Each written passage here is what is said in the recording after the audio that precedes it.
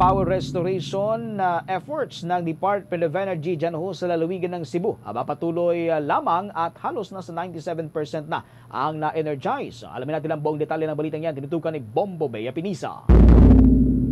Nagpapatuloy lamang ang Department of Energy na magsagawa ng kanilang power restoration efforts sa Cebu City matapos na yanigin ito ng magnitude 6.9 na lindol.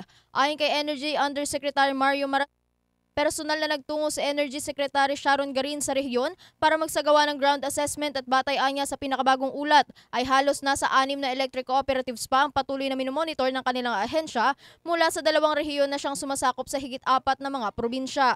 Kaugnay niya pakinggan natin ang mga bahagi ng pahayag ni Undersecretary Mario Marasigan. 6 electric cooperatives minomonitor pa, covering 4 provinces and 2 regions. And then based on the situational report, 4 ACs, Dorelco, Lieco, 5 Norsamelco, and Samelco 2, which were under partial interruptions, are now back in formal normal operation. So while one, Samelco 1, which is under total operation. So yun. Kasunod dito, 81 mula sa 83 na mga munisipalidad o halos 78% na ang kasalukuyan ng Energize. Anya, bagamat Energize na ang mga munisipalidad na ito, ay hindi pa rin magiging agaran ng panunumbalik ng elektrisidad sa mga lugar dahil kailangan muna ng sapat na assessment mula sa Department of Public Works and Highways para sa mga napinsalang infrastruktura sa rehiyon. Dahil dito, nagpapatuloy pa ang restoration efforts ng departamento para sa 64,631 na mga consumers sa Cebu. Kaugnay niya, pakinggan muli natin ang tinig ni Undersecretary Mario Marasigan. As part of this, or relative to this, 81